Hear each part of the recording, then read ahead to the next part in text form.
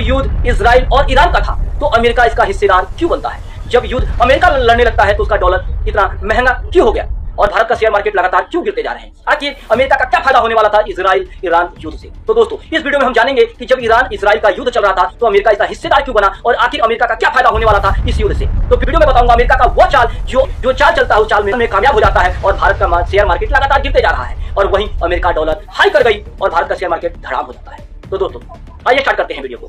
Middle east में तनाव बढ़ रहा है। इजराइल ईरान और यूनाइटेड स्टेट अमेरिका इस समय आमने सामने है, लेकिन बड़ा सवाल जब युद्ध वहां हो रहा है तो भारत इसका भुगतान क्यों कर रहा है? आखिर भारतीय शेयर मार्केट इसमें धड़ाम क्यों हो रहा है?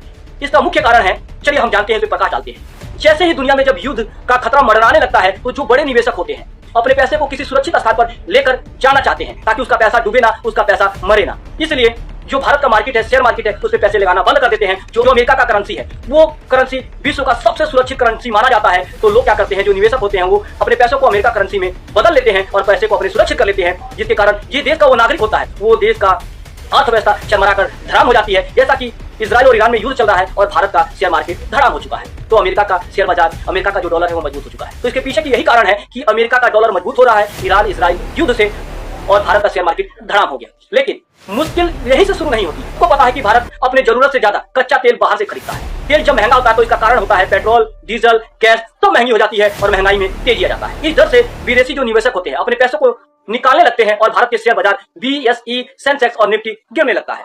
अब हम जानते हैं कि जब इजराइल ईरान अपने आपस में लड़ रहे थे तो भाई अमेरिका क्यों कूद पड़ा? आखिर अमेरिका का क्या फायदा होने वाला था? दोस्तों जब हम एक पड़ोसी दूसरे पड़ोसी से लड़ते हैं तो नुकसान हम दोनों का होता है। फिर हम लास्ट में क्या करते हैं, 2-4 दिन मुंह फुलाकर बैठे रहते हैं और बाद में क्या करते हैं कि समझौता कर लेते हैं। अगर हम लड़ेंगे तो थाना आएगा, पुलिस आएगा, थाने में जाएंगे, जेल में बंद रहेंगे। आखिर पैसा आएगा कहां से? कौन छुड़ाएगा हमें? हमारा बच्चा कौन पालेगा? हमारा घर कौन चलाएगा? लेकिन अगर वहीं एक तीसरा पर्सन आता है, तीसरा पड़ोसी आता है, कहता भाई तुम दोनों पीछे मत हटना, आपका घर का सारा खर्चा मैं देख लूंगा, अगर आप जेल में जाते हो तो मैं आपको छुड़ा भी दूंगा। अगर कोई आपत विपत आता है तो उसमें मैं साथ खड़ा हूं। तो लड़ने में और दिलचस्पी आता है, हम घुसते जाते हैं, लड़ते जाते हैं, जैसा इजराइल और ईरान कर रहे हैं। और फायदा जो तीसरा होता है वो उठा लेता है अमेरिका। अब अमेरिका की जानती है अमेरिका का क्या फायदा था? दोस्तों जैसा मैंने बताया, पड़ोसी जब आपस में लड़ते हैं तो फायदा तीसरा उठाता है। तो इसका फायदा अमेरिका ऐसे उठा रहा है कि जब एक बड़े स्तरीय पे, जब देश लेवल पे युद्ध होता है तो युद्ध को लड़ने के लिए हथियार की जरूरत होती है। और आप सबको पता है कि हथियार सबसे ज्यादा जो बेचता है वो अमेरिका बेचता है। पूरे विश्व में अगर कोई देश हथियार को खरीदता है तो वो ज्यादातर अमेरिकन जो हथियार है, अमेरिकन मिसाइल है, अमेरिकन बम है, वो खरीदे जाते हैं। तो अमेरिका का फायदा ये होता है कि अमेरिका अपने हथियारों का जो सप्लाई है वो तेज कर देता है और उसके जो हथियार है उसकी डिमांड बढ़ जाती है और उसका फायदा होने लगता है, क्योंकि हथियार तो बिकने लगता है, उसका डॉलर तो बढ़ने लगता है। लेकिन तीसरा कौन है? जो दो देश आपस में लड़ रहे हैं, ईरान और इजराइल।